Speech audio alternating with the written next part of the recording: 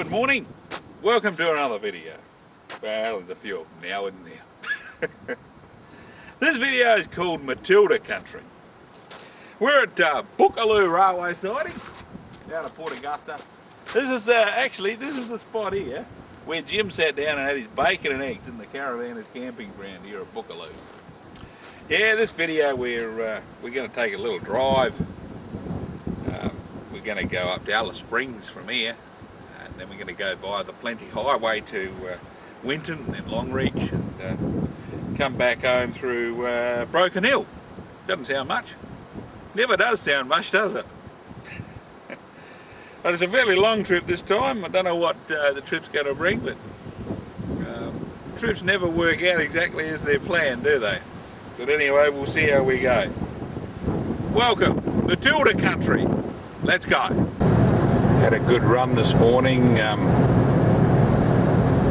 up, got me bread from the French bakery in Port Pirie, and we're now coming up to Pimba, and very desolate. We've lost all the trees at the moment, but we get them back later on. Have a beautiful run. It rained coming out of Pirie this morning. Left Pirie in the rain and drove along in the rain to Port Augusta. And there's not a lot of rain out here. I don't think it's going to be wet today at all up here. So we're on our way, eh? Going to stop for dinner here and have a bit of a break at Lake Hart. You'll be glad to know the flies have come out. I think it hasn't been cold enough overnight to make them completely disappear yet. But Jim, if you're watching, this is where you'll be camped the first night on our trip across the Anverdell, right? I've got it marked on the GPS, and my little friends here are still with us, and it's just it's called Jim's campsite out of Kingunya. The highway's up there, and the road from Kingunya comes up to the highway just up here, the northern road into Kingunya. And we're in a little spot here, a little clearing for you, Jim, and I'll look after you, mate. I've got a bit of firewood here. I'm going to leave it where it is, and you'll probably end up burning that tree. So, yeah, not a bad little spot here. Nice and quiet. You can't hear the highway. And look over here, Jim. Look what I got you. Another tree there. And you got a heap of firewood already made up for you here. So, I look after you, don't I? 80 kilometres to Cooper Pedy. Bit of green around. Been driving a lot today, eh? You haven't seen much. Yeah, it's a fairly long drive to Cooper Pedy, and looking at the time, I'm just going to nip into Cooper Pedy and pick up some diesel, and it's about another 80 or 90 kilometres to my camp spot tonight. So I'm going to get her in there probably around about 5:30, just in the time for Ed's get on the radio. So, and the sun sets at 6:30. Fairly long day. Got a few clouds now. Hasn't rained at all, but we've got a few clouds here. They're fairly low. And looks like we might have a warm night tonight with a blanket of clouds over the top, so that's alright then. Flies are still around, there's still a few flies, and they've had a bit of moisture up here. There's a bit of green grass around, but it's starting to die off again from lack of rain. So yeah, we'll pick up a bit of fuel in Cooper Pedy and carry on to our campsite tonight. Cooper Pedy's not a big place. You got the caravan park on the way into town. another one there, the Opal in Motel. I got me 107 litres of diesel, so I'm all topped up.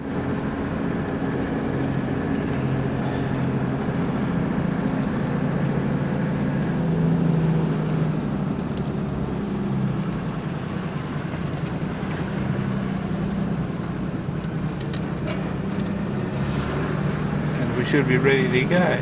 There's a Telstra shirt on that bloke. Should have brought me cross lotto ticket, shouldn't I? We got a BP there, and we got a mobile down here.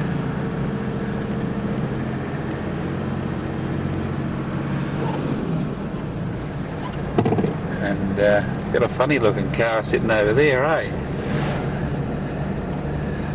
We got the Desert Cave Hotel there. The shopping centre there. I've been in there before. I think I videoed for you once in there. The Opal Cave. Scenic flights. That'll be over Lake Eyre, I should imagine. We'll have to do that one day, won't we? Anyway, that's about it for Cooper Petey. They'll try and didgeridoos for sale back there. I don't think Emma wants any more didgeridoos. I don't know whether she wanted the one she got. But never mind, we won't worry about that. Oh dear, oh dear. You got a big hill over there with holes all in the bottom of it where they're mining away. A few houses cut into it.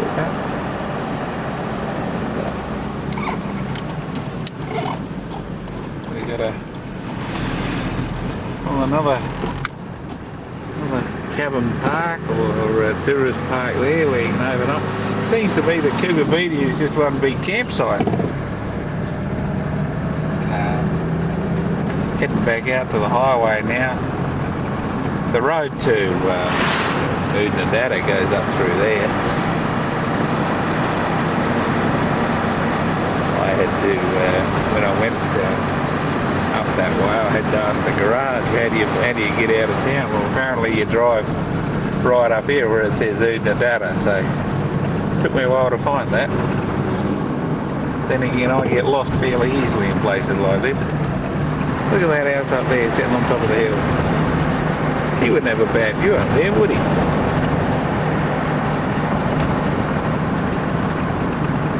There we go, we go down that way to Winton apparently. Anyway, we're heading back out on the highway towards Alice. Had a look at that little map back there, and seems to me that it's more distance to Alice from here than it is from Perry to Cooper Petey, so might have a big day again tomorrow, eh? But as they say in the classified, this is where the adventure really begins.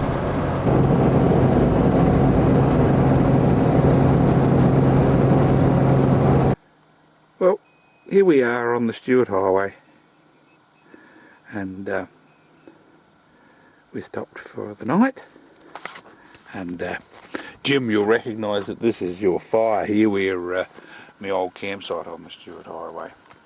The trucks going through up there and a few little happy campers up over there.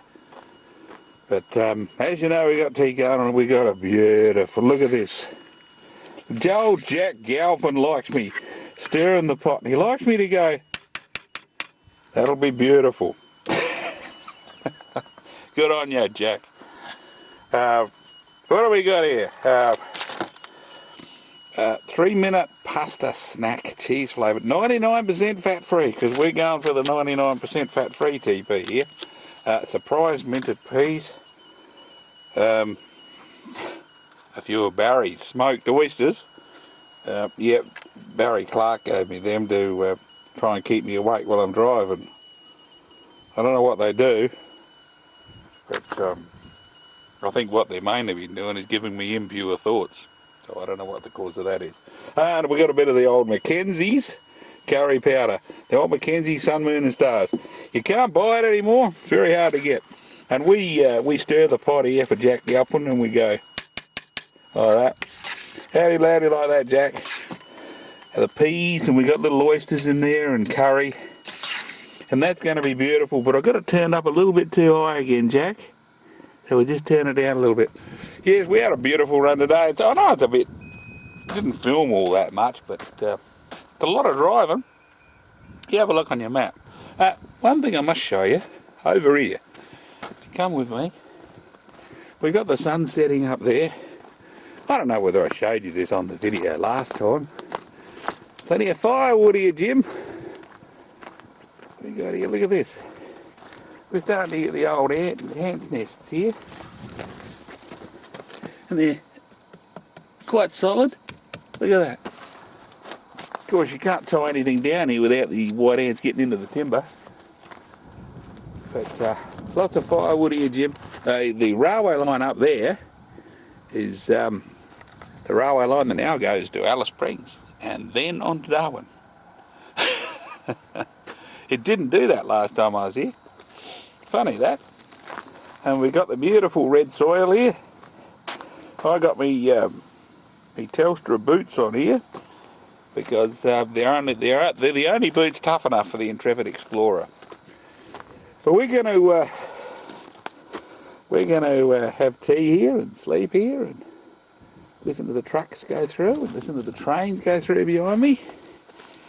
And the man in Alice Springs said it got down to 6 degrees in Alice last night. A little bit cold for me, so I might have to rug up, eh?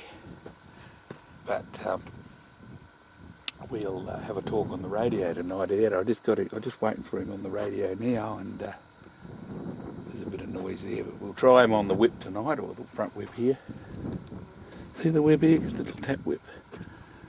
He tapped here at 40 metres. 40 metres is this wavelength for 7 meg. So we'll see how we go tomorrow. Beautiful sunset up there. Have a look at that. There you are, Jack. Bloody beautiful out here. It's nice and quiet. And we'll see you in the morning. Good morning. The sun's just coming up. Just having a bit of brekkie. We're on our way.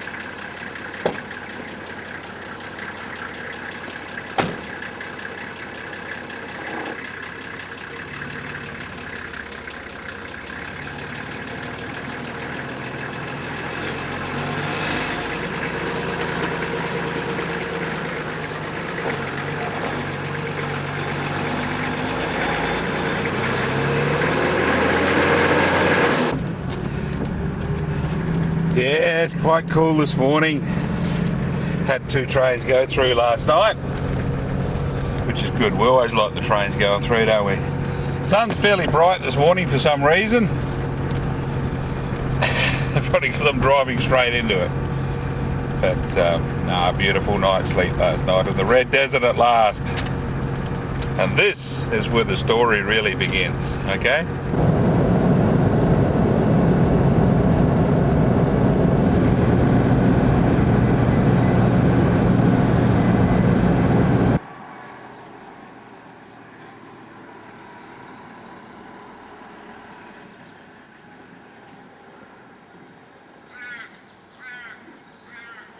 Marlborough Roadhouse.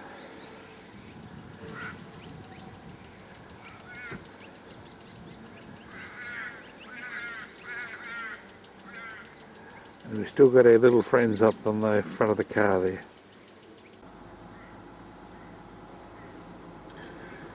Era dinner. Desert Oaks fuel stop. And we've got some dinner, and I'm still eating nice and healthy. I've got me little choo-choo train fork there, and I'm having me salad. And when in Rome, you got to do as the Romans do, and it's all rather good. Yeah, I've put in a phone call, and we're going to call in at Alice Springs tomorrow. We'll probably spend the night somewhere just out of Alice somewhere. I don't know where yet. So we'll continue on, and we'll see where the night brings us.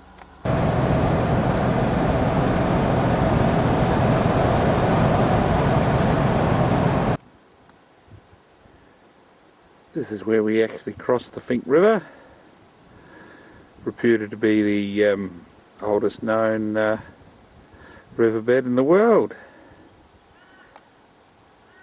Still got a little bit of water in the bottom of it, and in places.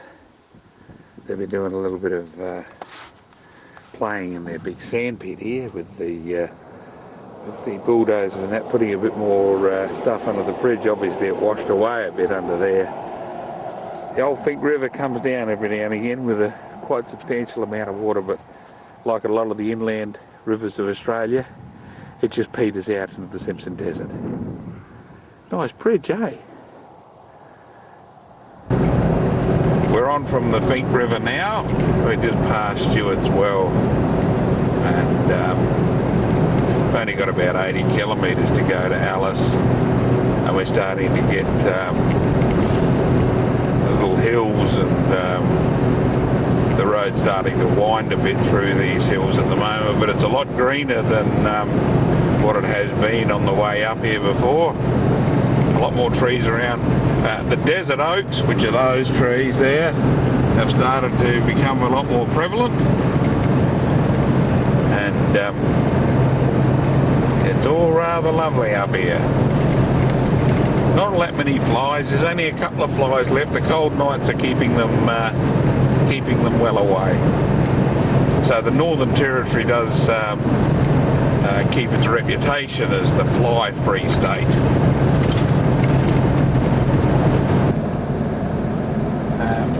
Coming down into Alice Springs. We're on the promenade now into Tree Gap. There's the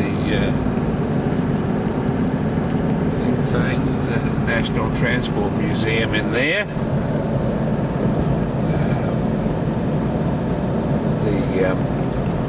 The old railway station now is the old museum railway station is out of town here, and it crosses the old Garnet railway line just down here. And this is the way into Alice Springs.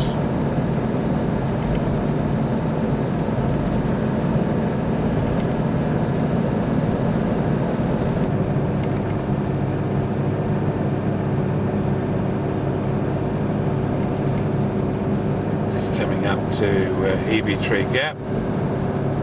There's the railway line there, where the line to Darwin now goes through the gap in the hills here, and the river Todd goes through the gap over there, and the road goes through the gap, so everything goes through the gap here. Even the cyclists go through the gap. How about that? We chuck it right up here from memory.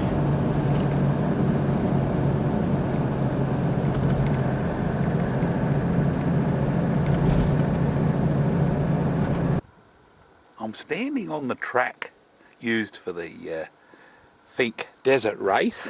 As you can see, I've seen some motorbikes today come boring down here and passing me at 100 miles an hour. We're camped for the night over here. See me Shadow there?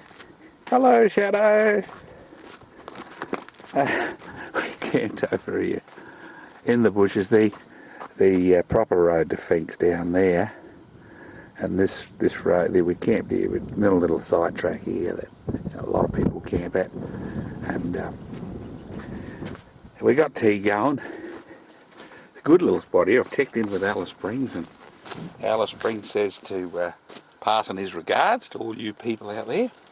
I don't know about tonight. We got harvest steak and mushroom, corn and peas, bit of all-purpose, bit of the old Jack Daniel's black pepper, and it comes up like this. It's pretty good.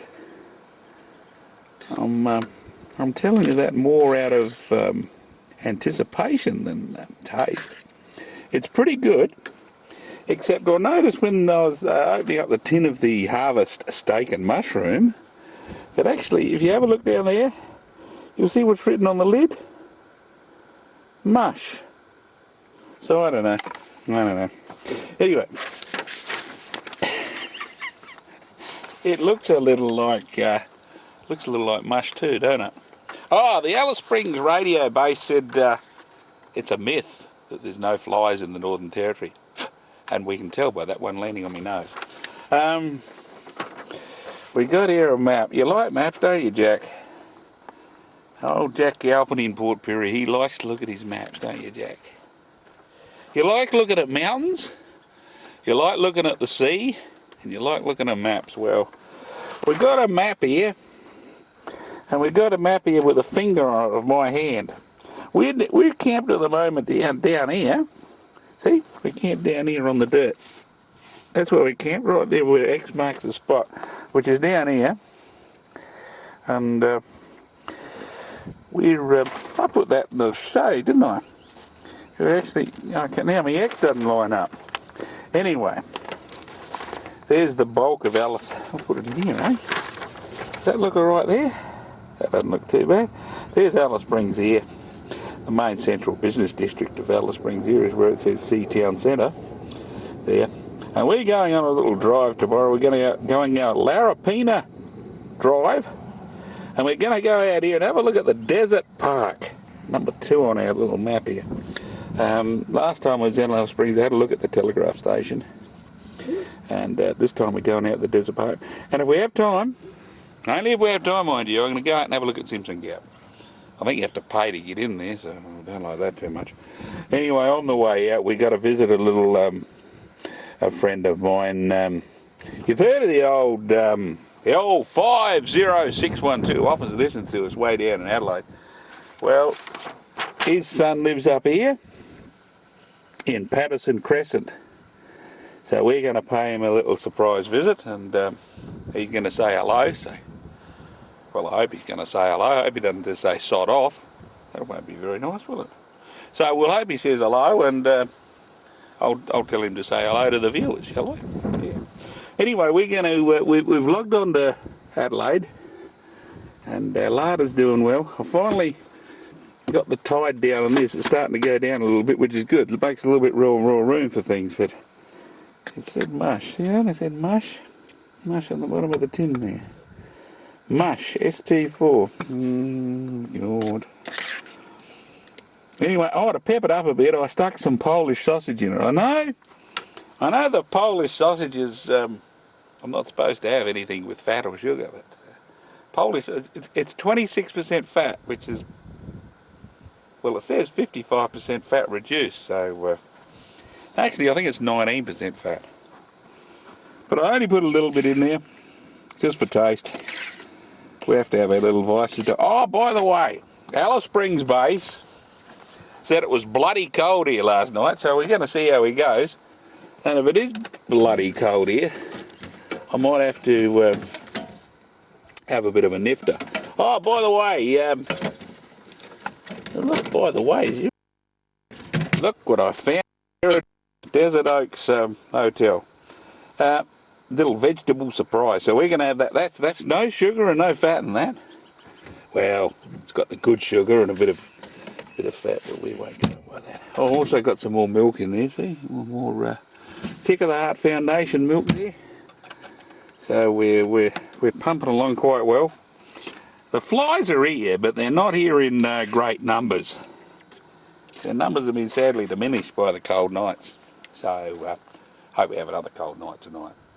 So that's on the agenda for tomorrow. We've got to go into town. We've got to see me mate in town, and then we've got to go out to the desert park. That's apparently very good, but we'll put that on camera. We'll see how good it is, eh? And then we'll go out and have a look at Stanley Chasm with time. And tomorrow night should be at Gemtree. Yeah, Jessica might get a couple of rocks out of there. Good morning. We've come back to town from our campsite, and we're just about to cross the Todd River. This is the Todd River coming back into town here. You see a couple of people have actually used the Todd River to drive on, but we can't change that, can we?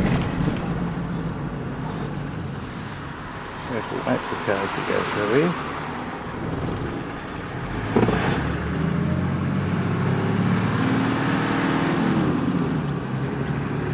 I think I've taken you through the central business district of Alice Springs before, haven't we? But Jack likes going through the town, but I don't think Jack likes traffic lights as much as I do. One thing I have noticed here is, if you ever look over here, KFC, positions vacant. Well. I've noticed that the only industry that sort of has great prevalence in Alice Springs is the taxi companies. There's a taxi rank just down there, and there's about 4 taxis lined up. There seems to be taxi ranks parked all over town. Let's see, Bojangles Saloon. Some tourist information there, which is... There seems to be a lot of touristy places too, tourist information here. There's Todd Mall down there, that's where you walk around and do your shopping. And get your drinks. See all the taxis down there, it's good, isn't it? Seems to be taxis all over town here. We'll go around the corner here if we can and wait for these people to go past. And there's something down here I want to show you anyway. There seems to be, there's another Aboriginal gallery over there, and another hotel over there. Well, we've got traditional Turkish cuisine there. Well, that's all about.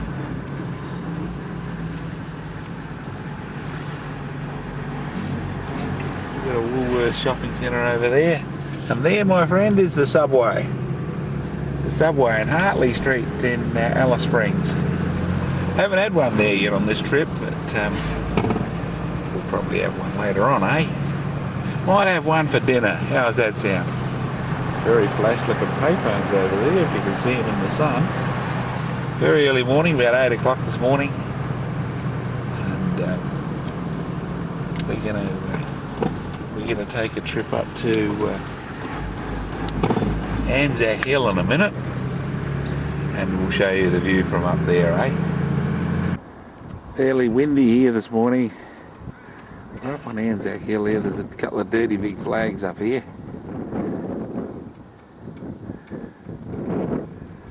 Very picturesque. And that's the Todd River, the green bit through there. The bit of town down there is the central business district of Alice Springs. We come across here to the main road coming in. It comes down here, and there's Heavy Tree Gap up there.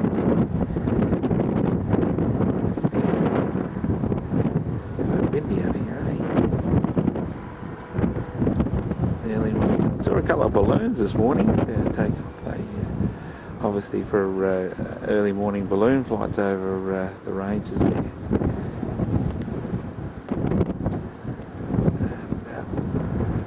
that's where Clayton lives, out there somewhere. We're going to visit his house in a minute. We come back around, and that's where you drive out of Alice Springs towards Darwin up there. The railway line continues up there towards Darwin as well. Good morning. Morning. How are you? Not too bad. Yeah, Nana. How you going, Nan? Dad? This is Clayton's house at 61 Patterson Crescent. That's a young Joe. Chloe, Joe? Is that how it works? No. Oh, it's not how it works. We've got some palm trees, and he's got a dirty, great big ruddy four-wheel drive. The only thing wrong with this four-wheel drive is it's made by the Toyota company of Japan. I reckon if this had a Nissan label, it might go much better. What do you reckon? This is my broken teddy bear's head. What's happened to Teddy? He's breaking his head off I don't know If how. you go down to the woods today, you're sure of a big surprise. I lost my head. Is you? Cat's name is Shamara. Shamara. I'll put her on the Shamara. cat thing. Shamara. Shamara. She loves playing at that thing. She can't climb. Oh, She can climb. she cannot. I've got to help her. I'm helping her. I don't know whether she realises. I don't think so. I don't know whether she realises that or not. There's Shamara on her post. Perhaps I should get one of them for Walt. You have to make them. Oh. You can't buy them. We just got the fence up the other day. It's sort of natural Alice Springs backyard. Yeah, there's one of the hounds. That's Oscar. That's Oscar, is it? Yep. You coming up, Oscar? Oscar. That's Oscar the dog. Lily. You can get Lily. There's Lily. Yeah, Lily. She's fat. Is Lily your favourite? No, Oscar. Oscar is. Because he can jump up on my trampoline. He looks like when he wags his tail, his whole body vibrates. They just a bit want to come inside. That's okay. My head seems just about to fall off. Ooh-wee. He's the start of it. What's it say? You should have come to the great as you do. The guest list read the Aussie Who's Who. And Kangaroo played do. You know how to read this.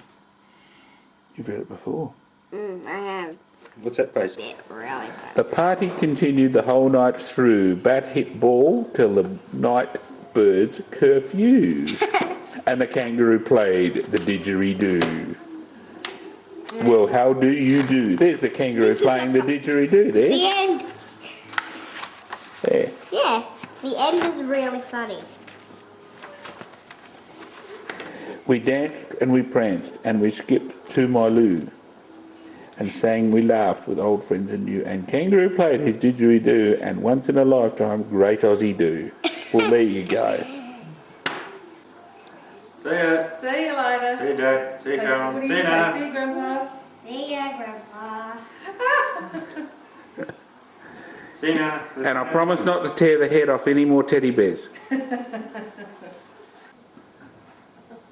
Punishment spear. A few different types of punishment spears around Australia and also central Australia.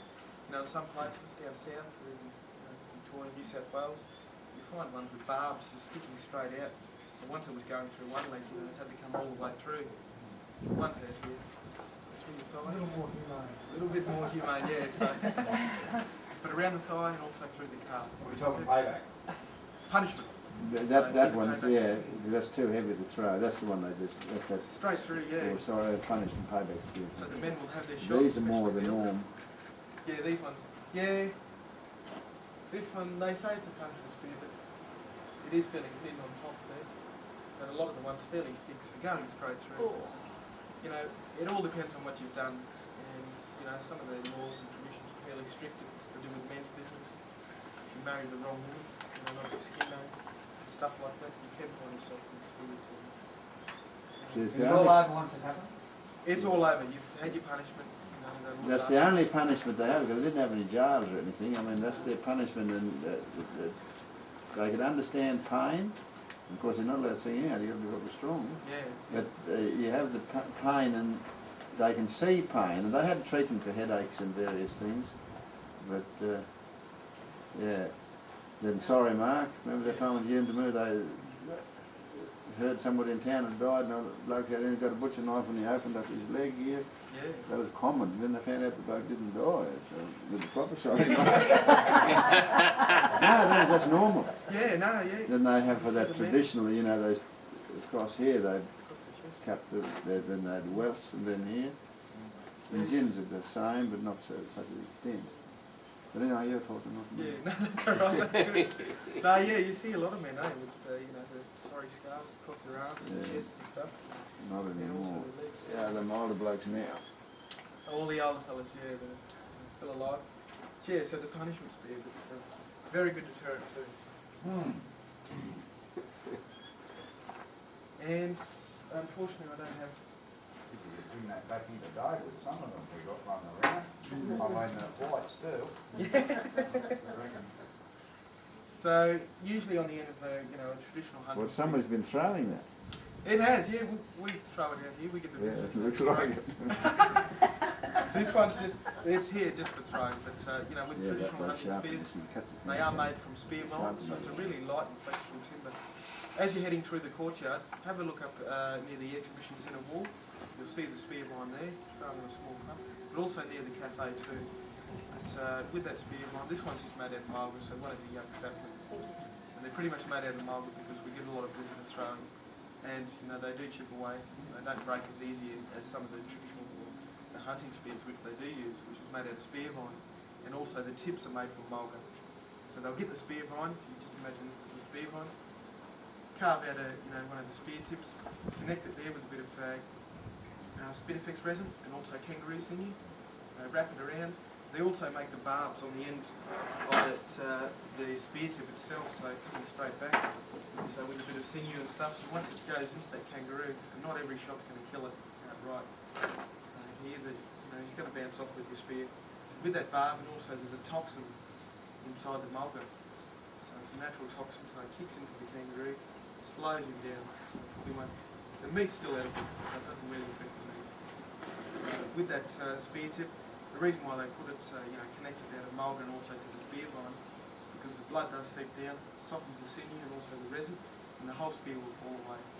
Come along, you can still track that kangaroo down, the blood it's losing, and also the drag marks it's been leaving behind with the spear, and the toxin's still working. There she goes.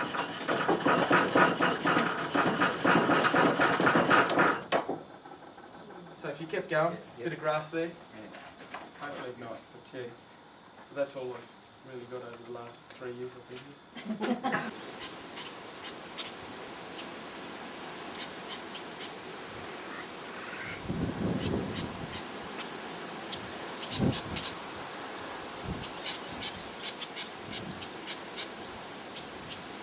We're in the Desert Parks exhibit here, and this is got little ducks down here, or little animals here. It's a waterhole exhibit. We're at the Desert Park exhibit out of Alice Springs. We just saw the tool making demonstration, and we'll go on through. They've got various habitats here. This is the salt pan habitat there. I've got a little map here showing where to go. At the moment we're up here. Been down and had a look at the Aboriginal tool making exhibit, and we went down and had a look at the little ducks on the billabong. We're now coming around to the nocturnal house, and then we might actually see a kangaroo or something. They got these little walkway around here, and little exhibits every now and again. This exhibit is another one. It's the spinifex habitat. We'll just take you inside and show you.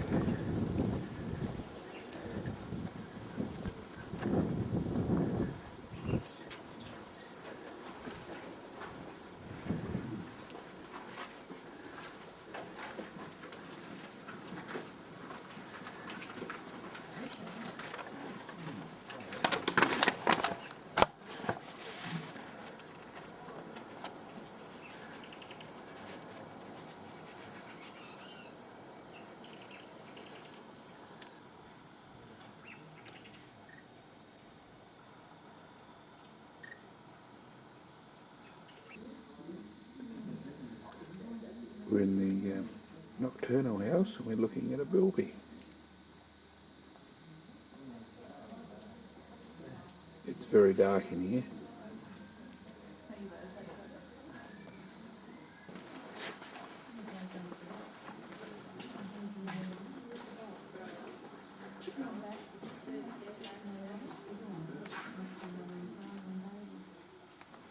And there's something I do not want to run into. It's a mulga snake. look at the size of it.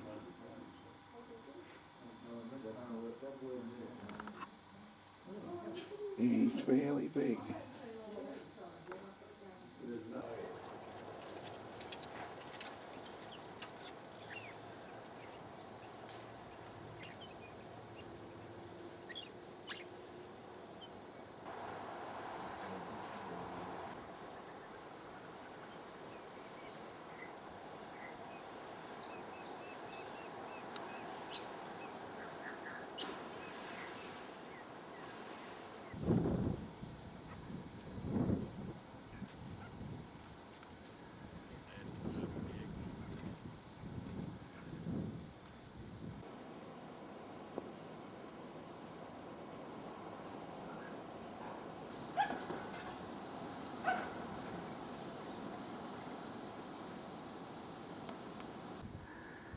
But you wouldn't credit this is just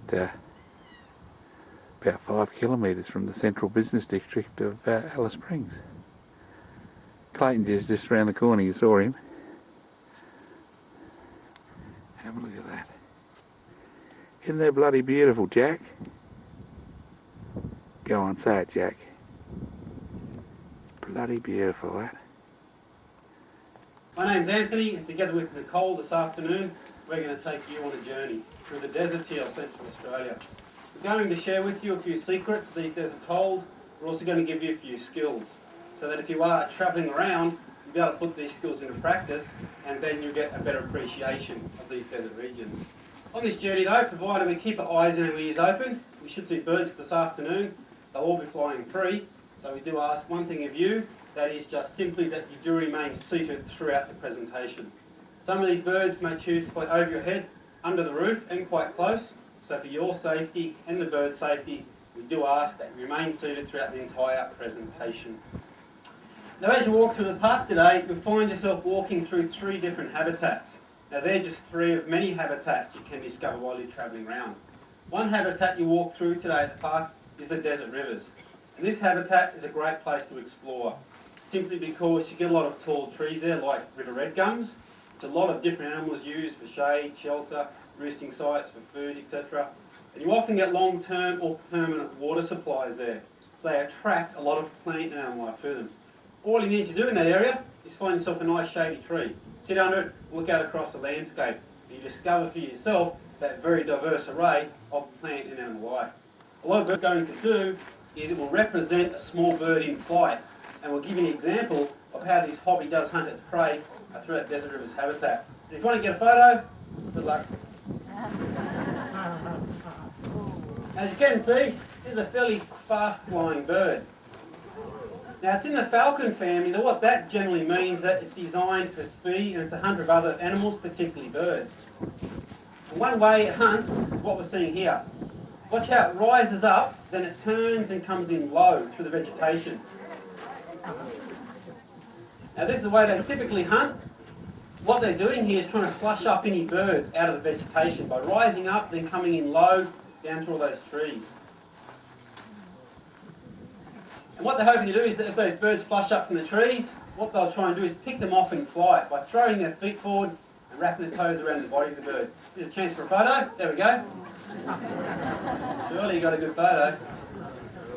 But this is one way they hunt. Now if those river red gums are flowering, there'll be flocks into the river's habitat. But that habitat contrasts quite dramatically to another habitat of the park, and that's the sand country.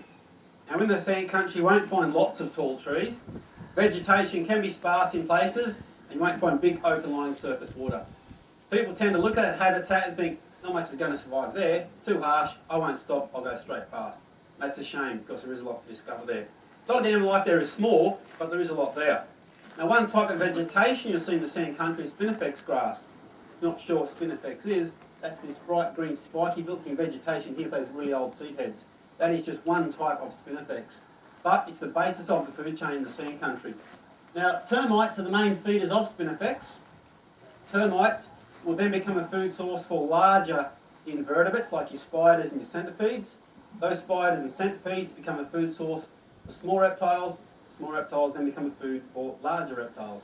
So there's quite a diverse food chain going on but it all revolves around that spinifex grass. It's a very important vegetation in the sea country habitat. In fact, out here in these desert regions, there are more species of reptile here than any other single environment anywhere else in the entire world. That alone tells you there's plenty of life out there for you to discover. So if it is a good place for reptiles to be, stands the reason, it's going to be a good place to be a reptile hunter. Now in the sea country, you will see reptile hunters typically sitting on the tops of trees, fence posts, telegraph poles or exposed perches. And why you see them sit in these elevated positions is because it's not just a good place to sit, it's a good place to sit and hunt from. Now you may have noticed the bird which has just made its way in, landing in that bloodwood tree on our left. That bird sitting up there is a brown falcon. But notice it's got itself a nice exposed perch there, vantage point. Now it's not just sitting there, it is hunting, because up there it can look down amongst the clumps of spinifex, spot an insect or a reptile on the ground, whatever the case may be. When it does see something suitable that this bird actually likes on the ground, as I said, it could be if it's a nice warm day, it could be a reptile sunbasking on the sand. The brown falcon will then pounce down upon it and grab it, just like that. Now while it's on the ground, you may notice this bird has fairly long legs. There's a good reason for that. That's it right there. If he misses a reptile, he can very daintily run across the ground and chase after it. Now they also have long legs because some snakes out here are venomous, some lizards bite hard. So with long legs, grabs a reptile, holds it away from his body, and hopefully he won't sustain a bite to his body, which could be serious or even fatal. If he got bitten though, it would be on the legs because that's what he's trying to grab the reptiles with. So across the top of his toes, down the front of his legs, he has very large tough scales. And they're designed, so if they get bitten, hope those scales will deflect that bite and it won't be a fatal bite. So they're quite well designed. But they have one more adaptation, and that is their toes. Now the brown falcon, obviously in the falcon family, the Australian hobby also in the falcon family. But remember the hobby we saw? Short legs, long toes? This bird has long legs, short toes, the exact opposite. Because the hobby's a bird hunter, whereas the brown falcon is primarily a reptile hunter. If they had long toes, those reptiles would slip between the toes and they'd get away. So you can see from all those features, it's the brown falcon's special adaptations which are the key to their success out here in these desert regions. Things like a kangaroo. And that large bird just flying off to our right hand side is a good example of a mammal hunter. You'll see through the woodland habitat. And that bird landing out there in front of us is a wedge-tailed eagle. It is a large bird of prey. In fact, to be exact, that is Australia's largest bird of prey. And you'll see these birds when you're travelling around. You'll see them flying, you may see them hunting. But the most common place you're going to see wedge-tailed eagles if you're travelling around is going to be by the roadside, feeding on roadkill animals, particularly kangaroos. Now, if you are travelling down the road and you see an eagle or a couple of eagles in the distance on a carcass, what you need to do to help these birds, and also to help yourselves, as you approach them and pass them in your vehicle, you need to slow down. They're big birds, as you can see. Now, when he lands up in that old stump, notice which way he's always facing. He's always facing out to the east because that's where the wind's coming from. Large birds take off and land into the wind, just like a plane does. That's because if they're landing, the wind acts as a brake. If they're taking off, the wind gives them lift. So they always take off and land into the wind. Which means when they take off from the carcass, from the ground level, it's often across the road in some direction, and it's about windscreen height. Now if you're travelling down the road, you're doing 100, 120 kilometres, whatever speed you travel at, and the bird decides that comes through your windscreen, pretty obvious, won't be good for you or your car or the bird. Slow down, hope you won't hit a wedge-tailed eagle, but you'll get a nice close look at them for a longer period of time, just by simply taking your foot off the accelerator as you approach them. In general though, while you are travelling around, take the time to slow down, you'll see a lot more, you'll appreciate this country a lot more, and you'll have a much more enjoyable time, just by simply slowing down in your travels. With birds of prey, females are larger than the males. In the animal world, it's often the other way around. Usually the males are bigger and more robust. With birds of prey, females are actually larger than the males. So if you think you've seen a larger eagle than this, good chance you have. As I said, it's a female wedge-tailed eagle. Wedge-tailed eagles will often pair or bond for life, and they stay in a territory year-round. They stay there for many years. So if you see a pair flying, or two birds flying, good chance that's a pair. Look at the wingspans, you notice one is bigger than the other. The big one is the female, The smaller one will be the male. Again, you can see these birds in your travels on the roadsides. Do take the time to slow down. I'm sure none of you want to hit one of these birds in your vehicle. Take the time to slow down. And what you'll discover for yourself out here is that these deserts are not empty, barren wastelands. Like a lot of people tend to think a desert is, these deserts are in fact full of life. If you have any questions, please come out and talk to us. We're happy to answer any questions you have. Hope you all enjoyed the presentation. On behalf of Nicole and of course all these birds doing all the hard work this afternoon, sometimes. Thank you very much indeed for your attention. Thank you.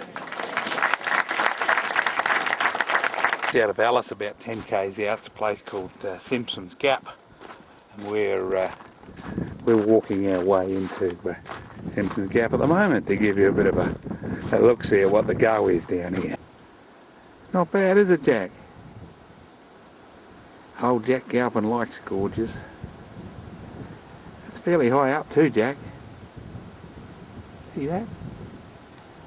Keep going up. Up, up, up, up, up.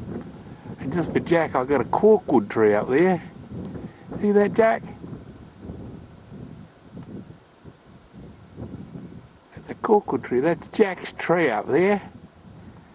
That's a tree for old Jack Galpin, that one. We'll call that Jack's tree. Not bad, eh, Jack? You swing around. Look up there. You go straight up. Look good. Fairly windy here. The wind's being channeled between the cliffs here.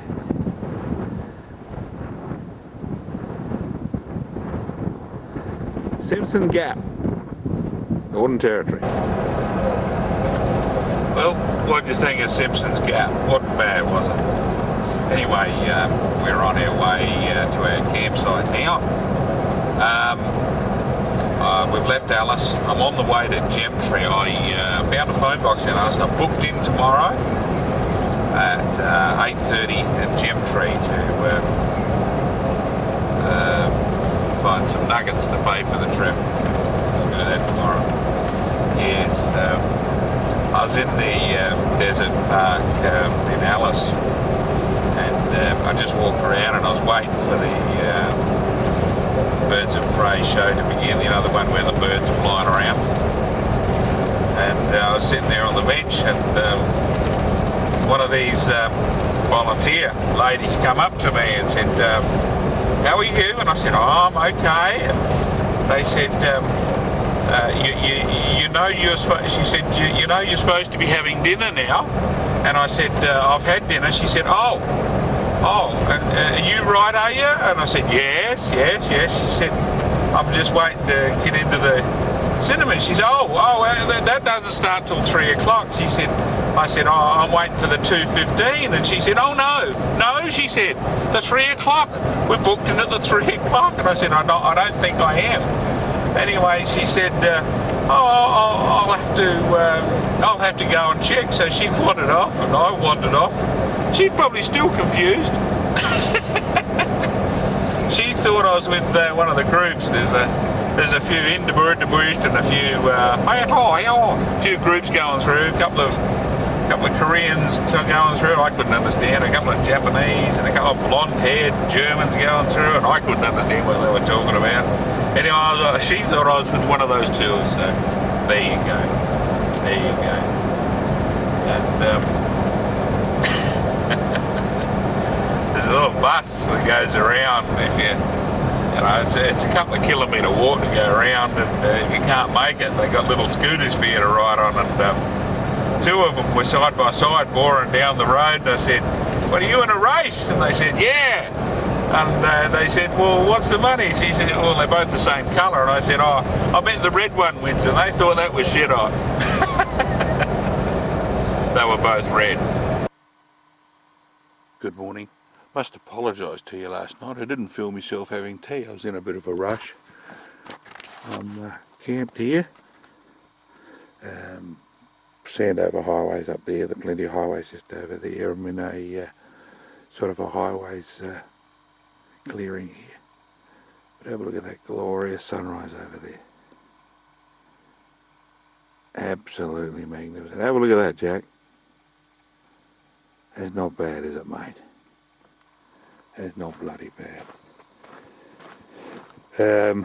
Well, I didn't show you what I had for tea last night, so I'll show you what I'm having for breakfast, alright? This is what I have every morning. Uncle Toby's breakfast on the go. I've got a mango smoothie. And I've also got some Weight Watchers, what have we got today? Apricot. Weight Watchers apricot, which is all very good. I have to get rid of some rubbish here tonight too, today. Wednesday, Tuesday, Wednesday, Monday, whatever bloody day it is. And I just heard a few noises. I reckon we got people camped over there too. I heard some noises, some voices last night. There's some cattle around here. There's a few cattle footprints in here too. But have a look at that, Jack. Have a look at that.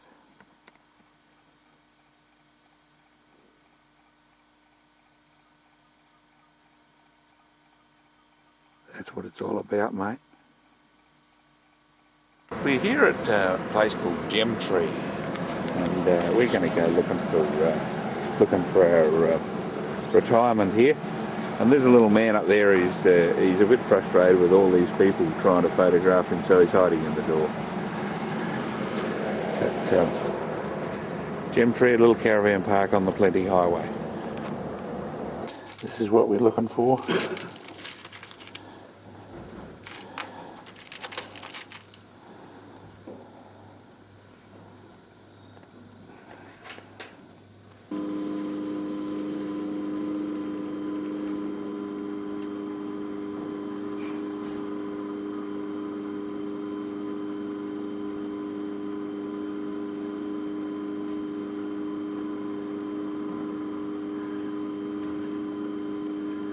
Little man sits here days and nights just grinding away, looking into his little light,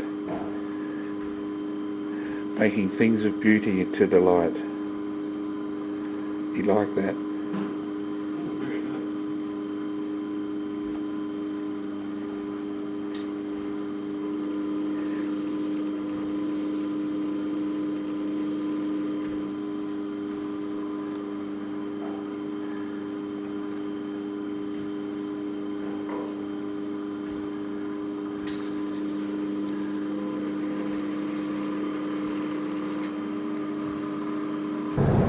We've got ourselves a convoy of happy little gem finders. We're on our way out to the garnet field.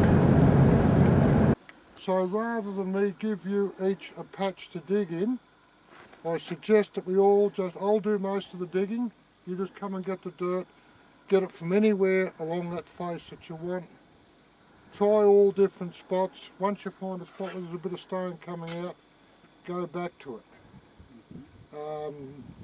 I would suggest some people, for some unknown reason, have got the mad idea that they're going to go forward and beat everyone to the stone. They don't. Sure, you might go out and dig a hole and beat it. We're far better off working the way we're doing it. I'll set up, you look like the lucky one, give you a demonstration ahead. Who was the one that was worried that they're going to get sand? Me. Well, I'll start your sand bucket. Okay. I'll show a demonstration of what we're going to do with this, and then I'll come back and help everyone that needs any help. That one is what we put your garnets in. Oh, okay. Not sand. Okay. Alright? The garnet's not very deep. From the surface down to the biotite on the floor. As you can see, it drops down a bit deeper in spots. It doesn't seem to matter. The garnet will be in the shallow as well as the deeper. Scrape it with a pick more than, you can bash in like that, but it's a lot harder. Until you can hear the stone under the pick, then you know you're deep enough. But I'll try and have it picked up for you anyway. What's your commission? About 10% of the good stones. You get to keep, I get 90. Give the dirt a really good tramp up, it just makes it go through the sieve's a lot easier.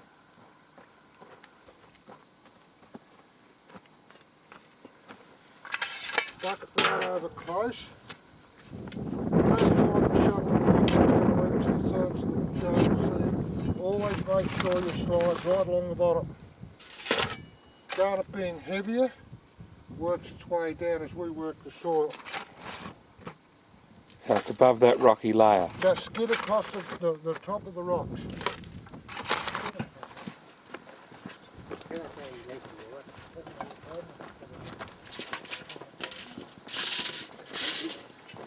All sieves are the same mesh, so we'll call 2 of them dry sieves, 2 of them wet sieves. It doesn't matter if you get them all wet, it's just easier if you keep 2 dry to do the first lot of sieving in.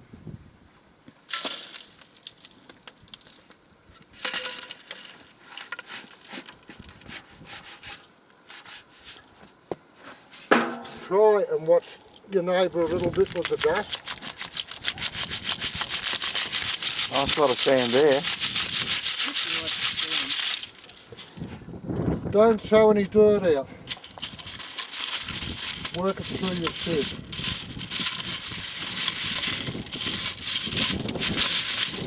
Those rocks, just have a quick look and make sure there's nothing glassy or shiny in them.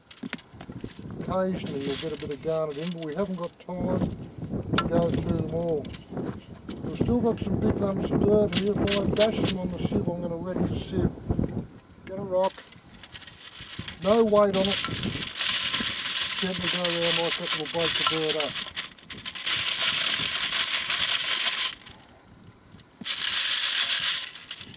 What happens if you fill your little tin of garnets? I'll go back and get you another one. All right. You can fill I was mine. worried about that. You can fill mine. Now yours got sand in it. Alright, we've got the dirt out of it. Put it into a wet sieve, put that one back there to keep it dry. If we drop that in there and any sticks and that float up,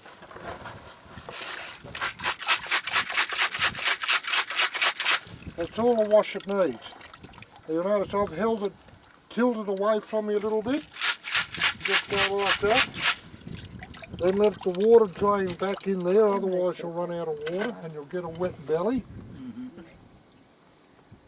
Then the bit that the ladies are good at, but we need to be in the sun to do this bit. Hold the sieve away from you and pull the stone forward like that. Now doing that, I'm watching in this area here. Now, I don't say, oh, I'll give it another shake. Because if I shake it again now, all what you've sorted is going to get mixed up again. Yeah. So don't shake it anymore. If I've done my job properly, any garnet that's in there is going to be back here. Right, that looks like a piece. I'll grab all of it, just hang on to it. Looks like another piece. I don't know yet, I'll just grab all of it and I'll hang on to it. Now all this reddy brown stuff in here is garnet. There's another piece, see all this here? Yeah. That's all garnet, but I don't think there's too much of its gem quality. But anything that we think it is, we grab it. Anything that's got that glassy, shiny surface. I don't know You're saying be a bit picky. Sorry? You're saying be a bit picky. I'm going to be picky because I know that that stuff is part of that 96%. That's the stuff you get. No, I don't want it. You can have it if you want it. Look, you can keep it all if you want it. Every bit of garnet, every bit of quartz, it's yours, you bought it, you can take it home with you. If you're only after good garnet, grab what you think's the better bits, hold them in your hand. That's just quartz. That's quartz. That's garnet. But again, it hasn't got that glassy surface to it. Yeah. Right, we'll hang on to that one. It hasn't got that glassy surface to it. That pink bit's my finger. Right. Now put that where the wet ones, mind you don't step into the bucket. And we'll have a look at what we've got. Now if I just hold them up like that, I can't see anything. But if I get really clever and hold them in my finger like that, block out the sun with my right hand, And look through there now. Can you see the red? Yeah. Yeah. Now there's your first bit of sand. Oh, thank you.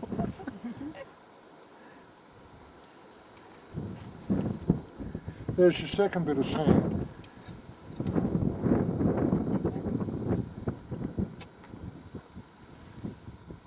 See, I proved you wrong when I said all I had was a bucket of sand, and you said that'd be right. That might be the only bit you're going to get. Now that's a piece of pure garnet, but I can get no light through it. So that is one for the grandkids or one for the fish tank, or Why is it like that when it's just, you said it's pure garnet, but there's no light go through well, it? it's not gem quality. 96% of it's not gem quality. Now you have a look at that, I can get a nice bit of red through that.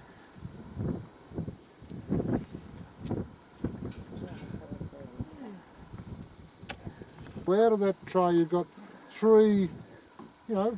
That one and then that Yeah, long one. yeah. Put that with your sand. Yeah, thank you. Good afternoon.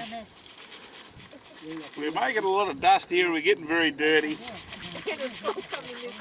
And we're going to... don't worry, I'll edit this down. It'll be all right. We sit here and shake. Lost 3 kilo today. We sit here and shake.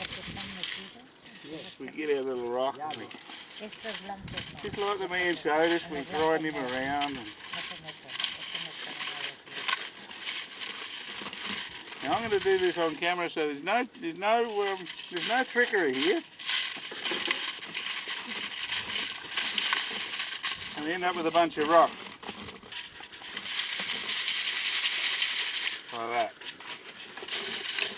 We then get these little rocks and we put them in the wet sieve. Then if we come in a bit closer,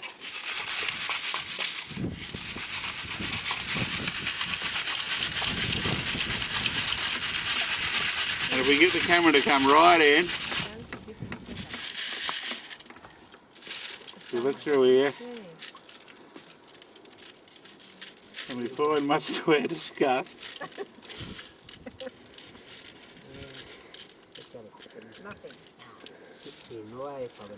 We got one.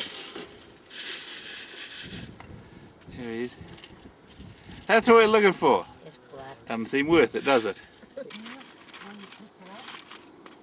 sure you take your red pins down to the Gemtree.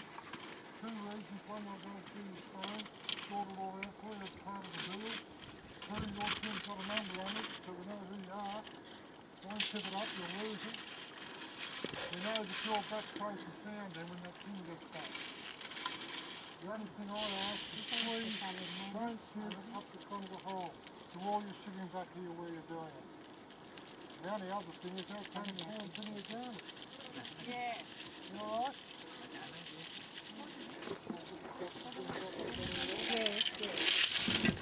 How are you? Very good, thank you. Very good. Yes. Too many. Yes. Oh, look at this, look at this. Look.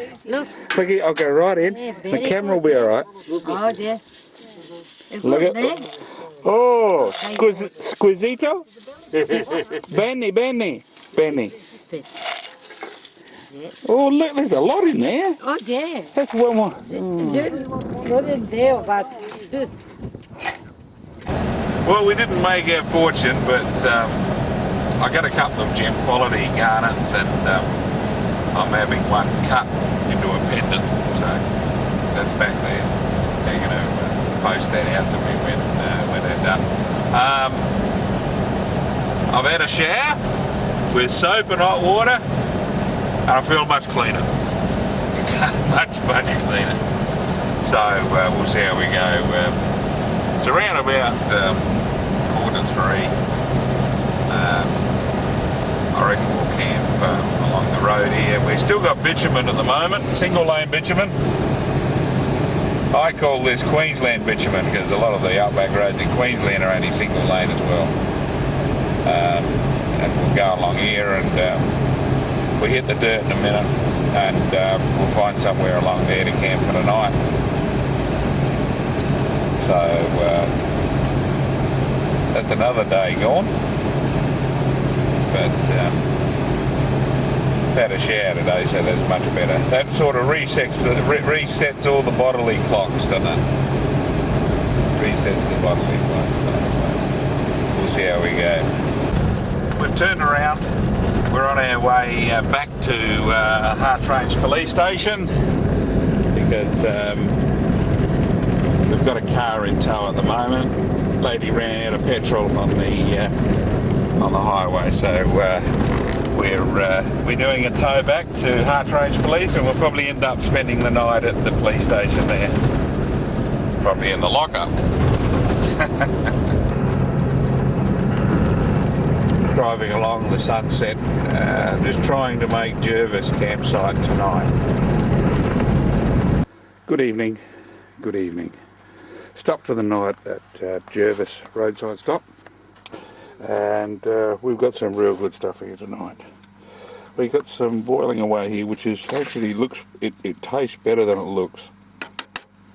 It's 3-minute pasta, pizza flavoured. Bit of Deb with onion. Then I've cut up some meat and put in there, and I got a roll from where did you get that from? From Alice Springs with a bit of cheese in it. So that's my tea tonight. Yes. Very late night stop tonight. Had to pull over to the side of the road to talk to Ed, and we towed the young girl from turned out 20 kilometres past Hart's Range. Towed her back to Hart's Range, and we went past the turn-off that we had to turn off to tow her into the garage to get some petrol, and had to do a U-turn while I was towing her. So ended up, basically, long story short, I got the car bogged, had to dig myself out and then pull her out round the corner. So we were a couple of hours behind schedule. But nevertheless, we're at Jervis, and we got a nice diesel running in the background way over there. And I got my little light on the top. You see my little light? It's good, isn't it, hey? And very small campground here. They've got the diesel running. We've got campers over there, and we've got dingoes over there, and a little bit of a creek running through down there. Anyway, we'll catch you in the morning. Hope that diesel doesn't run all night. I don't think it will. You had the diesel running at Gemtree. Asked them about it. They said, "Oh no, we shut that off at 10:30." Alrighty, I'm gonna eat my tea and have a kip. Bye. Just down from Jervois, the termite mounds start to get quite large. There's one over there under the tree. There's one over there. They're quite spectacular. There's one in there, and there's one over there. Quite big, aren't they? Alongside the road here is the Big Daddy of them all. It's the biggest anthill accessible, quite accessible, just alongside the road here, that is available to us, and it's quite magnificent, isn't it, Jack? Yes, millions of ants, spent millions of ants hours constructing this. It's quite hard. You know, it doesn't erode away very easily. It'll be here for a while yet, Jack.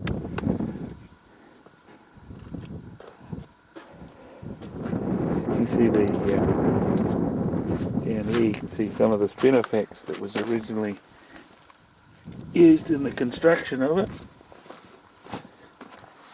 Because the ants live on wood cellulose, and out here most of their material comes from spinifex. That's high up there. A little bit of a eroded bit up there, a bit of broken off. I'll let you see what the internal structure of the thing's like. It's all open. Have a look at that. Absolutely magnificent. Little ants running through them. There would have been. Probably abandoned now. Would have been little ants running through all those little galleries doing their little jobs. Doing their 9 to 5s. No holiday pay for a termite. But inside there, a bit like the house at Cooperpedy, live underground because it's nice and warm in winter and cool in summer. Well, I imagine that's the same in there. But have a look at that. Isn't that absolutely magnificent? The Plenty Highway hadn't been too bad so far, but what surprises me with all these coal dust holes, bog holes and rocks and everything, I've seen a caravan coming the other way. It was a big high four-wheel drive caravan. They always say this road's not recommended for caravans. I quite believe it. Always a good bit for you.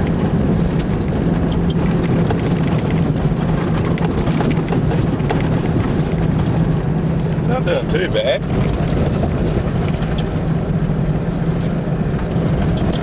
We got up to about 80 kilometres an hour back there away. Sun hadn't really come out today yet. Been quite overcast. Pretty country though once you get away from the cattle a bit. The cattle have eaten this section out pretty well. The station we're on, I think we're on Temple Downs at the moment, heading towards Tobermory. Tobermory's about a couple of k's away from the Queensland border.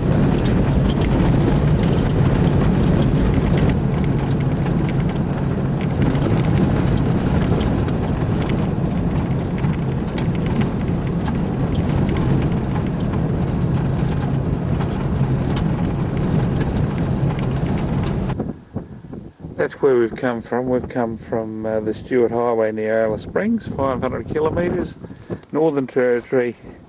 Here's the Queensland border, Tobermory crossing. And Ed, you'll like this.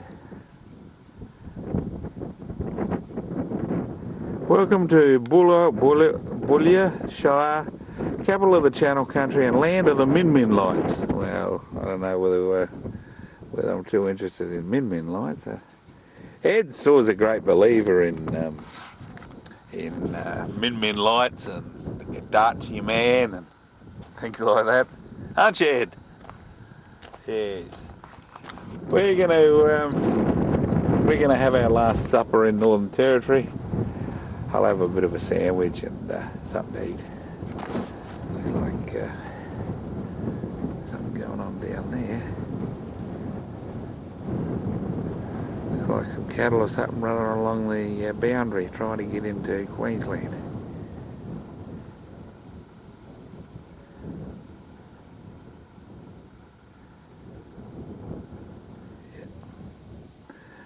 Yeah. Alrighty.